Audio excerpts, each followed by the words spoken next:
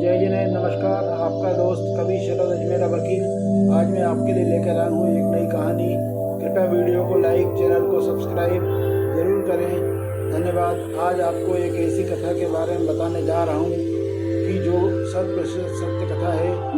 जय श्री राम, जय श्री राम, जय श्री राम का आरंभ तब का है जब बाली को ब्रह्मा जी से यह वरदान प्राप्त हुआ कि जो भी उससे युद्ध करने उसके सामने आएगा उसकी आधी ताकत बाली के शरीर में चली जाएगी और इससे बाली हर युद्ध में अजय रहेगा। सुग्रीव और बाली दोनों ब्रह्मा के औरस पुत्र थे, यानी कि वरदान द्वारा प्राप्त पुत्र थे और ब्रह्मा जी की कृपा बाली पर सदैव बनी रहती थी। बाली को अपने बल पर बड़ा घमंड था। उसके घमंड तब और बढ़ गया जब उसने करीब करीब तीनों लोगों पर विजय पाए हुए रावण से युद्ध किया और रावण को अपने पूंछ से बांधकर 6 महीने तक पूरी दुनिया घूमी। रावण जैसे योद्धा को इस प्रकार हराकर बाली के घमंड की कोई सीमा नहीं रही। अब वो अपने आप को संसार का सबसे बड़ा योद्धा समझने लगा था और यही उसकी सबसे बड़ी भूल हुई। अपनी ताकत के मद में चूर एक दिन जंगल में पेड़ पौधों को तिनके के समान उखाड़ कर फेंक रहा था। हरे भरे वृक्षों को तहस नहस कर रहा था। अमृत समान जल के सरोवरों को मिट्टी से मिलाकर कीचड़ कर रहा था। एक तरह से अपनी ताकत के नशे में बाली पूरे जंगल को उजाड़ कर राख कर देना चाहता था और बार बार अपने से युद्ध करने की चेतावनी दे रहा था। हे कोई जो बाली से युद्ध करने की हिम्मत रखता हो, हे कोई जो अपनी माँ का दूध पिया हो, जो बाली से युद्ध करके बाली को हरा दे। इस तरह की गर्जना करते हुए बाली उस जंगल को तहस नहस कर रहा था। संयोगवश उसी जंगल के बीच में हनुमान जी राम नाम का जप करते हुए तपस्या में बैठे थे। बाली की इस हरकत से हनुमान जी को राम नाम का जप करने में विघ्न लगा और हनुमान जी ने बाली के सामने जाकर बोले, हे वीरों के वीर, हे ब्रह्मा के अंश, हे राजकुमार बाली। तब बाली किष्किंधा के राजकुमार थे।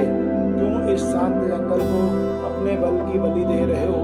हरे भरे पेड़ों को उखाड़ रहे हो, फलों से लदे वृक्षों को मसल दे रहे हो, अमृत समान सरोवरों को दूषित मलिन मिट्टी से मिलाकर उन्हें नष्ट कर रहे हो। इससे तुम्हें क्या मिलेगा? तुम्हारे औरस पिता ब्रह्म के वरदान का स्वरूप कोई तुम्हें युद्ध में नहीं हरा सकता है, क्योंकि जो कोई तुमसे युद्ध करने आएगा उसकी आधी शक्ति तुम में समाहित हो जाती है। इसलिए हे कपि राजकुमार, अपने बल के घमंड को शांत कर और राम नाम का जाप कर, जिससे तेरे मन में अपने बल का भान नहीं होगा और राम नाम का जाप करने से ये लोक और परलोक दोनों ही सुधर जाएंगे।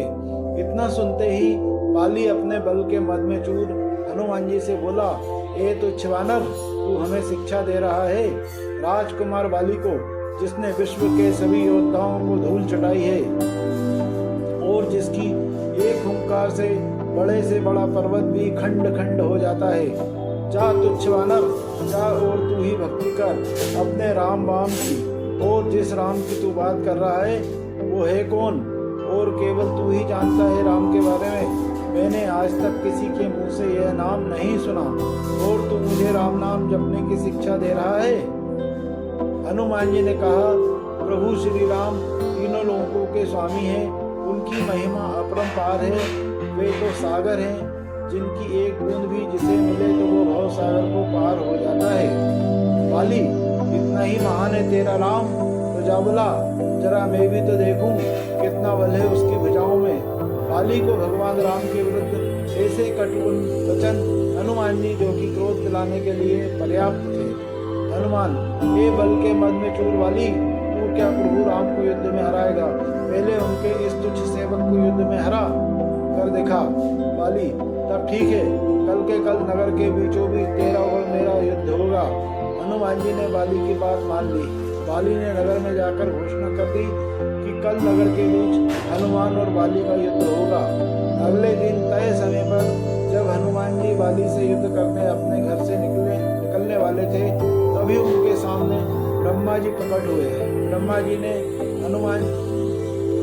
हनुमान जी ने ब्रह्मा जी को प्रणाम किया और बोले, हे जगत पिता, आज मुझ जैसे एक वानर के घर आपका पधारने का कारण अवश्य ही कुछ विशेष होगा।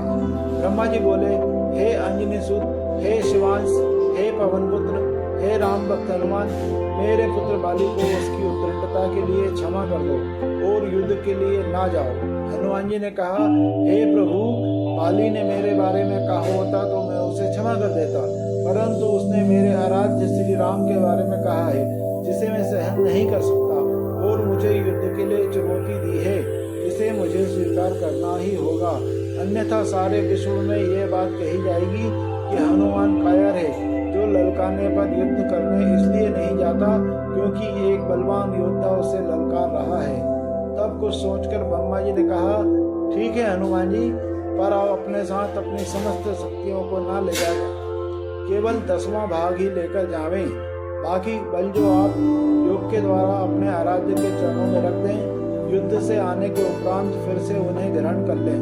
हनुमान जी ने कहा, ब्रह्मा जी का मान रखते हुए वैसे ही किया और बाली से युद्ध करने घर से निकले। उधर बाली नगर के बीच में एक जगह को अखाड़े में बदल दिया था और हनुमान जी से युद्ध करने को व्याकुल होकर बार बार हनुमान जी को ललकार रहा था। पूरा नगर इस अद्भुत और 2 महायोद्धाओं के युद्ध को देखने के लिए जमा हुआ था। हनुमान जी ने जैसे ही युद्ध स्थल पर पहुंचे, बाली ने हनुमान को अखाड़े में आने के लिए उकसाया, ललकारा। ललकार सुनकर जैसे ही हनुमान जी ने एक पांव अखाड़े में रखा, उनकी आधी शक्ति बाली में चली गई। बाली में जैसे ही हनुमान जी की आधी शक्ति समाई, बाली के शरीर में बदलाव आने लगे, उसके शरीर में ताकत का सैलाब आ गया। बाली के शरीर का बल के प्रभाव से फूलने लगा, उसके शरीर फटकर खून निकलने लगा। बाली को कुछ समझ नहीं आ रहा था।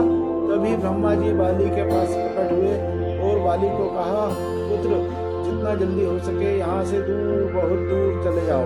बाली को इस समय कुछ समझ नहीं आ रहा था, वो सिर्फ ब्रह्मा जी की बात को सुना और सरपट दौड़ लगा दी। 100 मील से ज्यादा दौड़ने के बाद बाली थक कर गिर गया। कुछ देर बाद जब होश आया तो अपने सामने ब्रह्मा जी को देखकर बोला, ये सब क्या है? हनुमान से युद्ध करने से पहले मेरा शरीर फटने की हद तक फूला और फिर आपका वहाँ अचानक आना और यह कहना कि यहाँ से जितना दूर हो सके चले जाओ, मुझे कुछ समझ नहीं आया। ब्रह्मा जी बोले, पुत्र, जब तुम्हारे सामने हनुमान जी आए तो उनका आधा बल तुमने समा गया था, तब तुम्हें कैसा लगा? बाली बोला, मुझे ऐसा लगा जैसे मेरे शरीर में शक्ति की सागर लहरें ले रही है। ऐसा लगा जैसे इस समस्त संसार में मेरे तेज का सामना कोई नहीं कर सकता, पर साथ ही ऐसा लग रहा था जैसे मेरा शरीर अभी फट पड़ेगा। ब्रह्मा जी बोले, हे बाली, मैंने हनुमान जी को उनके बल का केवल 10वां भाग ही लेकर तुमसे युद्ध करने को कहा था, पर तुम तो उनके 10वें भाग के आधे बल को भी नहीं संभाल सके। सोचो, यदि हनुमान जी अपने समस्त बल के साथ तुमसे युद्ध करने आते तो उनके आधे बल से तुम उसी समय फट जाते, तब तो वो तुमसे युद्ध करने को घर से निकलते।